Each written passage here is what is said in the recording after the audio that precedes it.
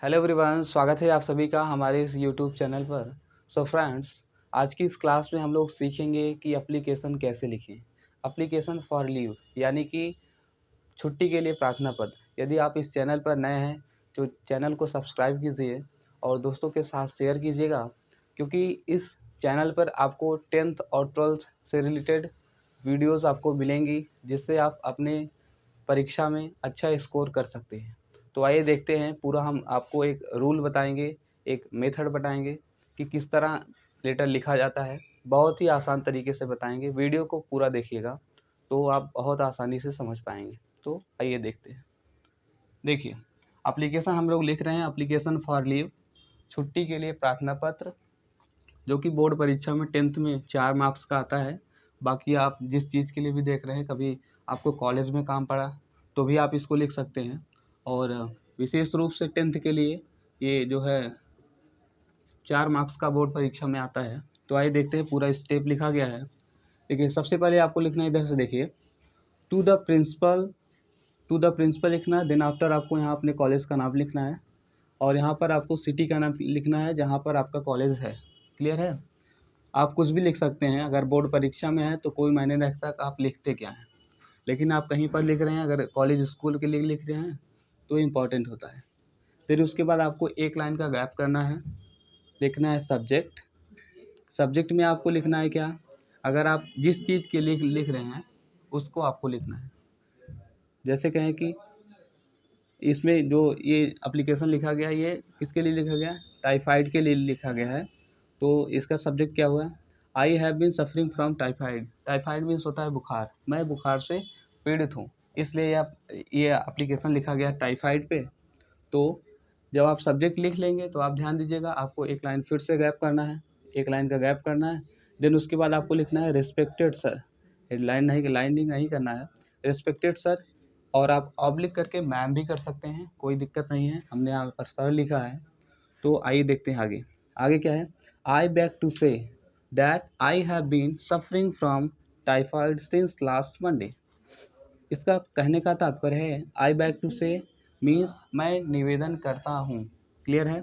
That means कि I have been suffering from typhoid.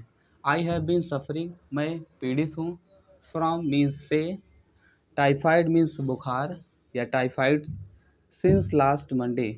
Since last Monday यानी पिछली सोमवार से। पूरा इसका अर्थ क्या हुआ? सिंस लास्ट मंडे यानी पिछली सोमवार से I have been suffering from typhoid, मैं टाइफाइड से पीड़ित हूँ।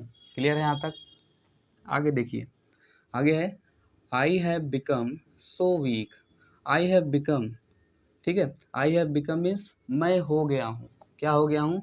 सो मतलब इतना, वीक, वीक मीन्स कमज़ोर, यानी कि सेंटेंस का मतलब हुआ कि मैं इतना वीक हो गया हूँ, इतना कमज़ोर हो गया हूँ।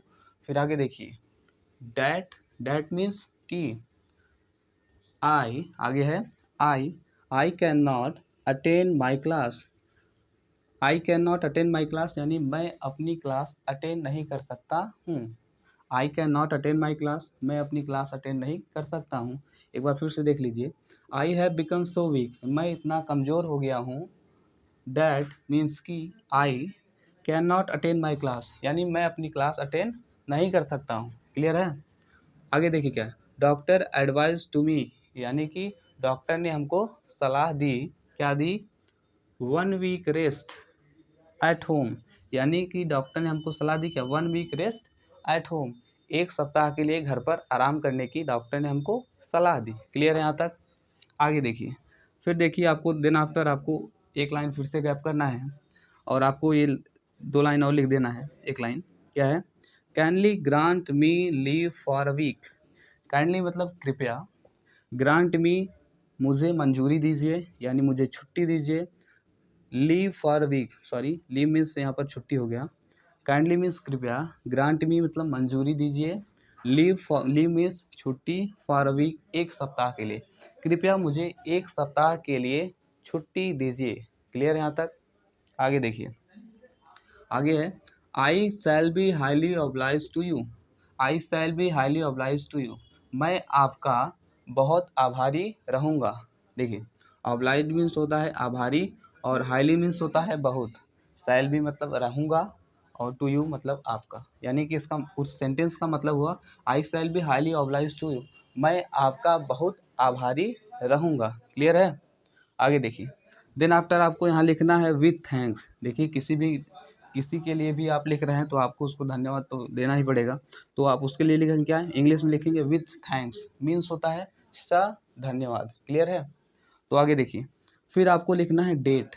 डेट आप कुछ भी लिख सकते हैं, जिस डेट को आप एप्लीकेशन लिख रहे हैं आप उस डेट को मेंशन कर सकते हैं। जैसे परीक्षा में है तो जिस दिन आप परीक्षा दे रहे हैं उस डेट को आप लिख दीजिए। ठीक है? फिर आपको देखिए इधर लिखना है योर्स ऑबिडियंटली। योर्स ऑबिडियंटली मीन्स होता है आपका आज्ञाकारी। क्लियर है? आपका आज्ञाकारी।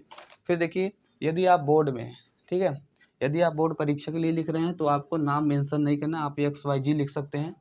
और यदि आप स्कूल कॉलेज के लिए लिख रहे हैं तो आपको अपना नाम, रोल नंबर और इस प्रकार की चीज़ें आपको वहाँ पर मेंशन करना होगा। तो ये रहा पूरा एप्लीकेशन का पूरा पैटर्न, हमने आपको हिंदी मीनिंग के साथ बता दिया। और फिर मिलते हैं एक नए वीडियो में और एक शानदार टॉपिक के साथ। और सब्सक्राइब कर लीजिए चैनल को, और वीडियो अच्छा लगा हो तो सब्सक्राइब कीजिएगा, दोस्तों के साथ शेयर कीजिएगा। और फिर मिलते हैं एक नए वीडियो में एक नए टॉपिक के साथ। तब तक के लिए धन्यवाद।